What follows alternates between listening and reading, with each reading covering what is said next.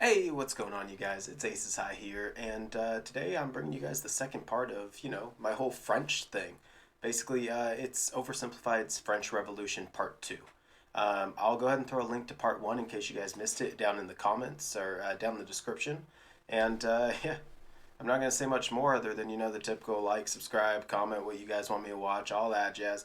Anyway, I'll skip all that for today. Let's just get started. King Louis and his family were now in the Tuileries Palace in Paris, where for the next couple of years, he watched as the revolutionary government began to strip away his power. And fearing for his safety, he had to stay on their good side. Hey, look who it is. It's my favorite revolutionaries. Yep, I'm your #1 fan. What can I do for you? Hey, King Louis, so we've made a few decisions. First, all of your friends in the nobility are gonna have to pay taxes the same as everyone else. Great idea. I love it. And as a side note, the tax money can no longer pay for all your lavish parties. Great. I hate those parties. They're so awkward. And also, we're taking away your Porsche. Oh, come on! I mean, yay. The king continually found demand after demand being made of him to prove his support for the revolution. On one occasion, a mob would invade the palace and demand he wear the revolutionary bonnet.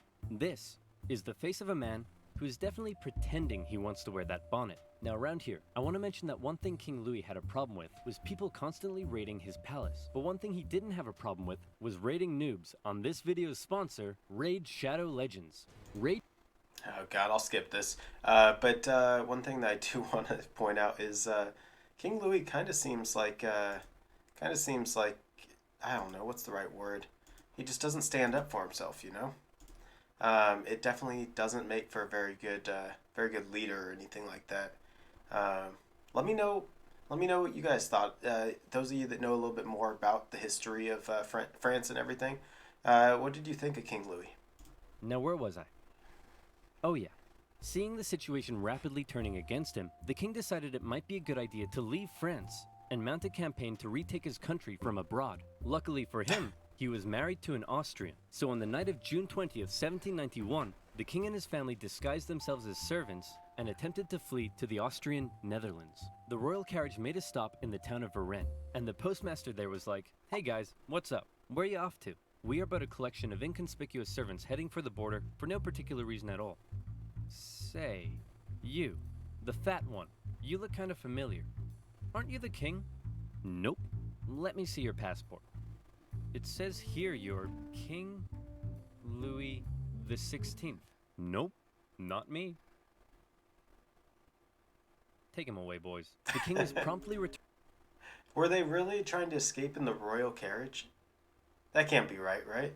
I mean, that one's got to be false. If they're already disguising themselves, you'd think that they were in something less than a carriage, maybe horseback or something, you know? To Paris. But now, the jig was up. His lack of support for the revolution was clear to all, and many considered him a straight-up traitor who tried to abandon his people. As a result, the new constitution of 1791 completely reduced his powers to that of a simple figurehead, a constitutional monarch. However, radicals, such as those in the Jacobin Club, were outraged that the king wasn't to be removed entirely. So a month later, these radicals staged a protest on the Champ de Mars, calling for the king's removal. The government of Paris feared an insurrection was mounting, and they sent the military to disperse the crowd. The confrontation escalated and resulted in the Revolutionary National Guard firing on a crowd of revolutionaries. It was a massacre. The incident exposed a deep division within the Brotherhood of the Revolution. On one side, the moderates who wanted to keep the king as a figurehead. On the other, radicals who wanted to see the king deposed and heads roll. In the wake of the massacre, these radicals received a wave of support. And speaking of rolling heads, one form of equality the revolution introduced was equality in execution. This meant no more torturous drawing and quartering, no more inhumane hanging. They wanted all criminals, regardless of economic status, to receive the same penalty, a quick and painless one. Luckily, a man by the name of Dr. Joseph Guillotine had an idea. A heavy blade that falls like thunder. The head flies off, blood spurts, and the man is no more. The guillotine, otherwise known as the National Razor. The guillotine made its debut in 1791 as the new form of execution. The writings of Marat and others continued to call for the execution of anyone suspected of working against the revolution. For him, this included some members of the clergy and nobility who had previously benefited from the cruel system of inequality that existed before the revolution. In many parts of the countryside, local lords had found themselves become a target. Sire, the peasants, they're revolting. Oh, come on, that's a bit harsh. Sure, they smell a bit, but I wouldn't say they're revolting. Oh, yes, I see what you mean. Increasingly, these French aristocrats began fleeing France to find solitude in other parts of Europe. And once again, fear began to take hold. The privileged classes of these foreign nations didn't like what they were seeing because they feared revolutionary ideas may spread to their own lands. The National Assembly, actually now the Legislative Assembly, feared that these nations may decide to attack. Then why don't we attack them first? No, you idiots, we are definitely not ready for war yet. Did somebody say something? France declared war on Austria in April 1792 and immediately got pummeled. It also didn't help that Austria's ally, Prussia, joined in the fighting. The Prussian Duke of Brunswick posted a letter warning the revolutionaries that if anything happened to the king, he would burn Paris to the ground. The Duke's letter proved to be a massive success in inspiring the people of Paris to do the exact opposite of what he intended. They were enraged by the threat, and on the 10th of August 1792, the tension in the city exploded, and a mob stormed the king's palace. Fighting broke out between the revolutionaries and the king's Swiss guard, with casualties in the hundreds. King Louis fled and took refuge in the chamber of the Legislative Assembly, where Robespierre and his radical Jacobins were gaining ever more power. Given the developing situation, the chamber decided to hold a vote, and in what some considered to be a second revolution, it was decided to suspend the monarchy entirely. King Louis... You know, I gotta say, so far from part one and part of part two, King Louis just seems like one of the absolute worst rulers. Not like most horrible ruler, I guess. Just lazy, kind of born into it, doesn't want to do anything, like a do-nothing president, you know? Do-nothing leader, I guess. The 16th was now just plain old Louis, and he was sent to a prison cell where an eye could be kept on him. A month later, the newly established National Convention officially declared the French Republic, and society underwent a massive change. Enlightened ideas of democracy and equality were being implemented, but very quickly, these ideas seemed to become secondary to fear, paranoia, and a thirst for blood. The new republic began working to violently remove any semblance of the old royalist regime. The church became a prime target. Priests who refused to take an oath to the revolution were deported or arrested. A new state-sponsored atheistic religion named the Cult of Reason was created as a replacement for the Catholic Church. Notre Dame, along with many other churches, had their religious treasures destroyed and were converted to temples of reason. Even the Christian calendar didn't survive, as a brand new revolutionary calendar was soon introduced. Hey honey, I'm home. Yeah, whatever, jerk. Whoa, what's wrong with you? You forgot. Forgot what? Everything. This entire year. My birthday was on the 3rd of Germinal, our anniversary was the 12th of Thermidor, and you promised that in Frimaire, we'd go on a romantic weekend trip to Venice. No, I said we'd do that in December. December hasn't been a thing for years. The government of Paris, now under the control of the radical sans-culottes, began rounding up suspected enemies of the revolution and sending them to prison in the thousands. Naturally, a large number of those arrested were members of the clergy and aristocracy. As France's foreign enemies continued to close in, panic spread. Georges Danton made impassioned calls for men to defend the Republic, and tens of thousands of troops left Paris for the front lines. However, in their absence, Paris was left to its own devices. As enemy troops arrived in Verdun, the people of Paris feared that their crowded prisons were becoming a breeding ground for counter-revolutionary Oh, I know where this is going. I mean, I know the end game of what happens. And, yeah, mob violence is, it's a nasty thing, you know, whether they deserve it or not. Oftentimes when it comes to mob violence, people don't get true court hearings or a true trial or anything like that. Conspiracy. What would happen if the Prussians reached Paris and freed the aristocrats? Marat believed he knew what would happen. The aristocrats would enact their vengeance on the people. Fearing those they had already imprisoned, mobs descended on Paris's prisons. They broke in, and during the brutal September massacres, aristocrats, priests, and others were tried and executed on the spot. Even women and children weren't spared. With over 1,600 victims, word of the massacre spread across Europe. One British newspaper wondered, are these the rights of man? Is this the liberty of human nature?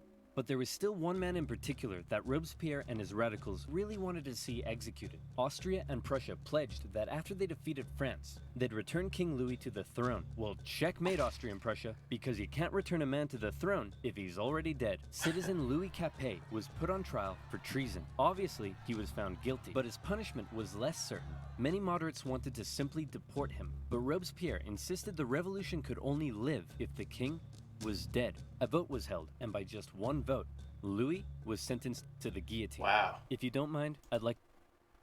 One vote. Was it really that close? Let me know, you guys. Or are they kind of stretching the truth, exaggerating? Yeah, definitely let me know down in the comments. to say a few words first. Gentlemen, I am innocent of everything of which I am accused. Wait, you're too loud. They can't hear me. Hang on, I haven't finished yet. Wait, dude! Uncool. In her prison cell, Marie Antoinette heard the guns fire, signaling her husband's death. Before long, she would meet the same fate. Back on the war front, France defied all expectations and actually managed to push the enemy back. But then more countries joined the coalition against France, and it all went to pot again. What do? Conscript the masses. The National Convention introduced a conscription law, with each regional department having to meet a certain quota of men for the army. However, not everyone was happy with this new law. You see, while Paris was definitely a hotbed for radical revolutionary fervor, some of the regions outside of Paris weren't quite so keen on the revolution. Some were largely still conservative, still supported the church, and just didn't suffer from that much inequality before the revolution. So as the revolution turned increasingly violent and anti-Christian, many were outraged. Now, they were being conscripted to fight for the new republic they hated. That was the last straw. Counter-revolutionary uprisings erupted in a number of regions across France. Some would last for years, such as in the northwest, where a large-scale uprising was led by the Owls. Why were they called the Owls? Because their leader was named Jean Owl. Why was he called Jean Owl? Possibly because he could do a really good impression of an owl. Really? That's what we're going with? Owls? Just because this guy can do an impression of one? Hit him with it, Jean. Hoot, hoot. Yeah, okay, that's pretty good. The Chouannerie uprising lasted all the way until 1800.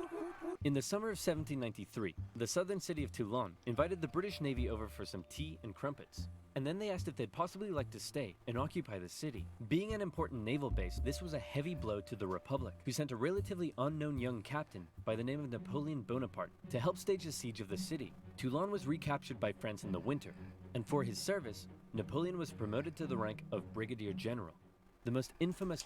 See, that moment specifically, I've actually read that oftentimes when they talk about that victory that Napoleon just had, where he got his promotion, he was a savior to France, and a lot of French saw him as a savior. Well, now I'm wondering, what about the people of that town that basically invited the British in?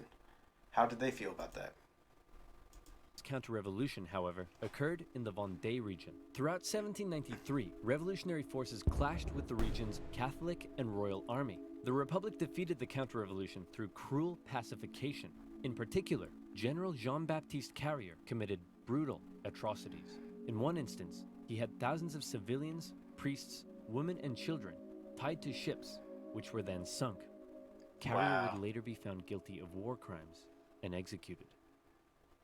Back in Paris, the government was still dominated by moderates. With the war going badly, revolts in the provinces, and the economy getting worse, it seemed the government just wasn't doing a very good job. Radicals' fear for the safety of the revolution intensified, and Marat even began calling for the moderates in the government to be executed.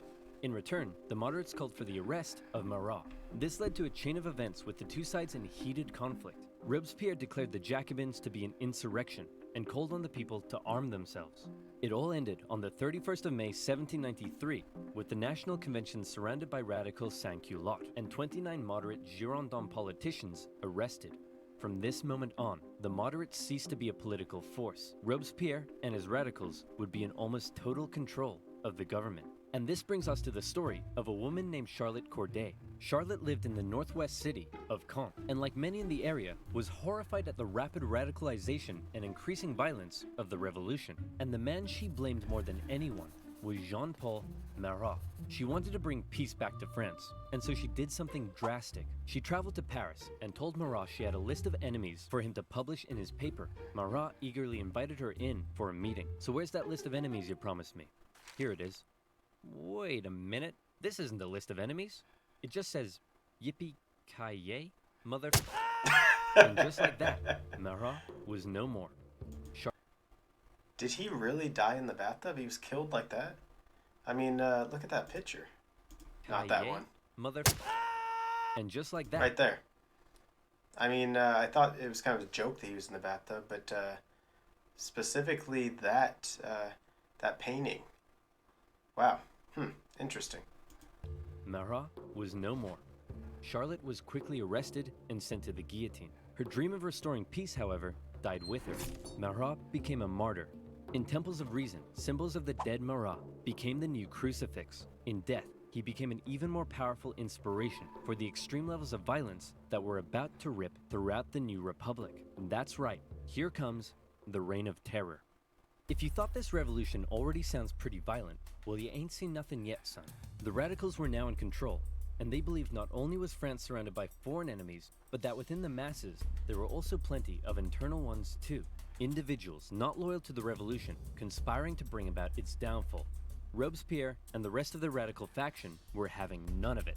A new committee of public safety was established with 12 members. Its purpose was to protect the new French Republic from its enemies, and it basically became a 12-man dictatorship with Robespierre as its leading voice. The Revolutionary Tribunal was also reinstated, a special court created to streamline the process of trying suspected enemies and handing out their death sentences. With these two new institutions, Robespierre wanted to scare France's enemies straight. In September 1793, it was announced that terror would be the order of the day.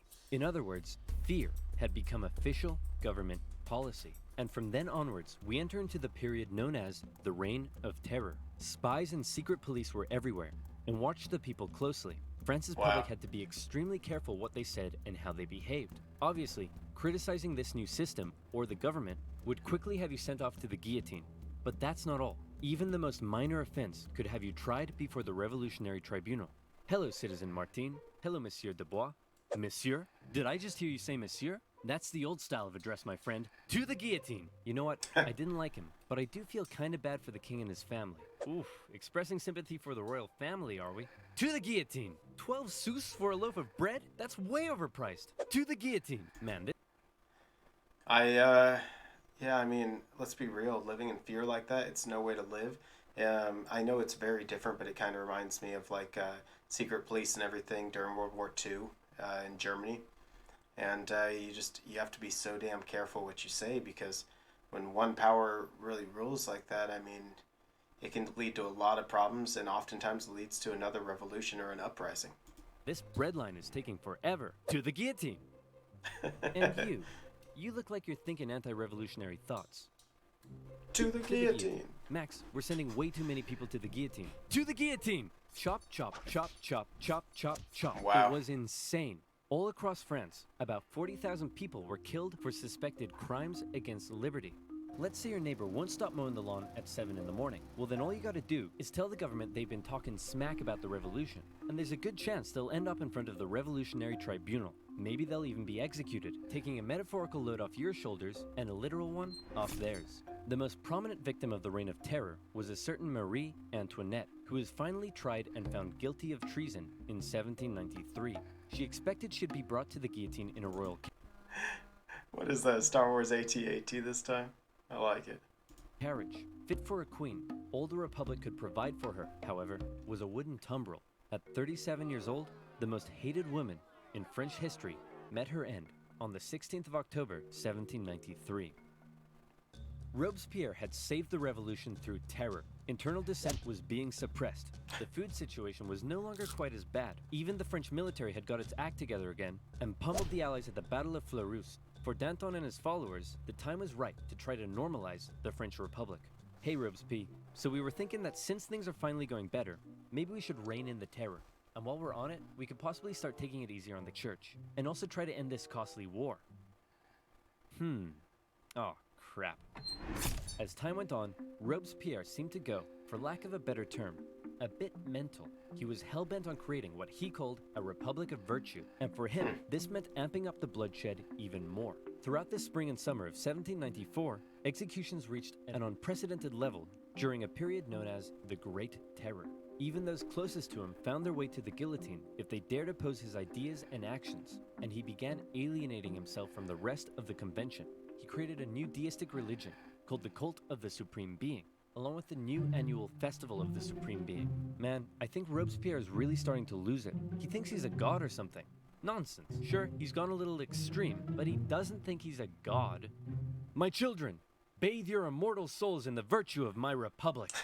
Okay, yeah, he's completely lost it. Robespierre's ultimate mistake, however, came on July 26th, when he made a speech to the National Convention, in which he said this: I have in my hand a brand new list of enemies to be sent to the guillotine, and many of you are on this list, but I'm not going to tell you who yet. What do you think of that? I think we should send Robespierre to the guillotine first. All in favor? No. I've got a question. Speaking of the guillotine, I know that France widely used it this time, and I believe it was invented in France. I think they mentioned in this video. Some other countries have used the guillotine, but not much. Do you guys know? If so, leave me a comment. Let me know what countries regularly used a guillotine around this time or in the future. 2 days later, Robespierre became the final victim of the monstrous terror and paranoia he had created. Many historical accounts of the revolution end here with the death of Robespierre and his terror. But the revolution officially continued for another 5 years, until 1799. So what happened between now and then? Well, after the fall of Robespierre, a more moderate political group called the Thermidorians took control of the convention. They wanted to restore stability to the government.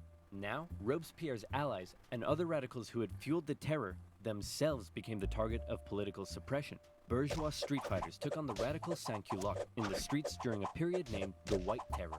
In 1795, the Thermidorians drafted a new constitution and created a government called the Directory, with the purpose of preventing power from being able to fall into the hands of a single individual again.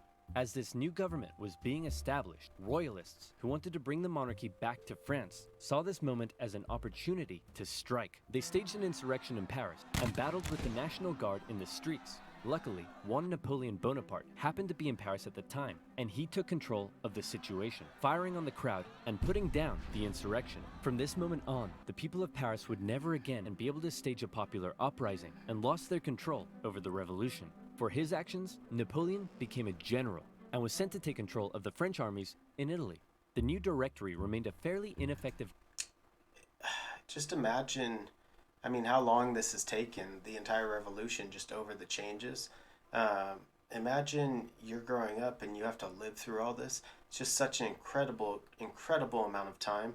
And then afterwards, the expansion of France and everything with Napoleon and everything going on there, it had to be an incredibly stressful time for the average citizen.